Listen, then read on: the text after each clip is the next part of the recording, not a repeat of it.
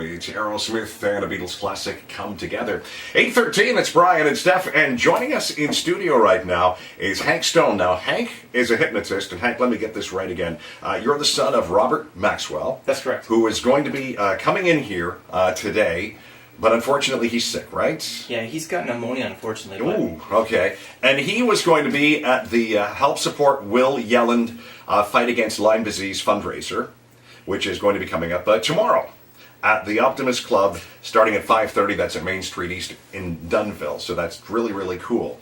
So you are a hypnotist. Yes. So let me ask you now, what's going to happen tomorrow when you're there? How are you going to bring people up? What exactly is the process? The process is when I get there, we'll be talking to the audience, and I'll explain exactly what is hypnosis and what it's not. And the people who want to be hypnotized can come on stage. It's a free source. I don't have to go out there and pick people because lots of people understand how much fun it is being hypnotized and the enjoyable factor of it. Right. And when they're on stage, they'll be going through hilarious things. It's a fun show, it's a clean show, it's a classy show. Right. They'll be going on roller coasters, they'll be going on exotic trips on the beach. They'll be having so much fun, and their friends and family who are there watching also, they know them as a character, and it's amazing to watch your friends and family do it. Now, what's interesting to me is you were mentioning to me off the air. I always thought that they managed to get people, but you said they have to be open to the idea. If anybody sits there and says, "You're not going to hypnotize me," chances are it's not going to work. That's 100% correct. You can't hypnotize someone against their will, morally or ethically, to do anything against their will, morally or ethically. Well, if you see someone up there and they say "cluck like a chicken" or whatever, so you're telling me that they're open to do that? At some part in their mind, it's not an inappropriate suggestion for them. Okay. Yeah. All right. So anything that I would be inappropriate or Steph would think inappropriate, there's no way that you could convince us to do that. 100%. I had a guy on stage one time, he wouldn't stick his tongue out.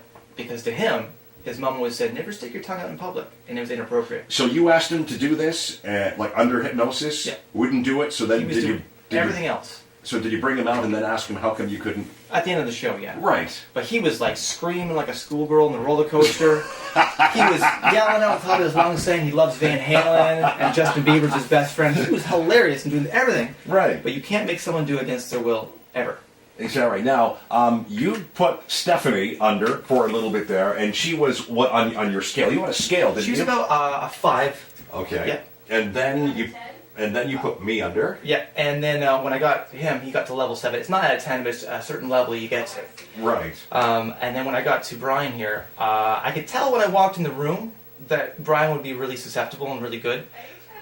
And then when I started doing it, you could see his pupils dilate. You could see all the reactions, the physical reactions, the inner motor responses. And when his eyes were closed, you could see under the pattern he was doing, which is textbook perfect. Really? Yeah. Now, how did you get into this? Now, my dad is a hypnotist. Right. And I really wanted to be a doctor, and he said, you're going to be a hypnotist. So here I am. Reverse of everybody else.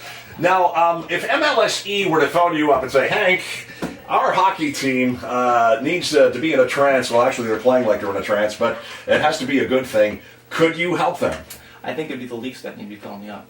Yeah, okay. Yeah, them themselves would have to be. All right, so we should point out that you did work with Steph and you did work with me, but you want to work with me entirely when we come back in just a little bit. Yes. Okay, this is going to be interesting because I just don't know what's going to happen, but it should be fun. All right, 8:17, we're with Hank Stone, hypnotist, and we'll see what happens. Now, the latest traffic now for SLM Recycling. They pay you the best prices in town for all your scrap metal, which results in more money in your pocket. SLM Recycling, Brown Road, Welland. Garden City Skyway, 2 left lanes are blocked on the PW 40 rebound. That is due to a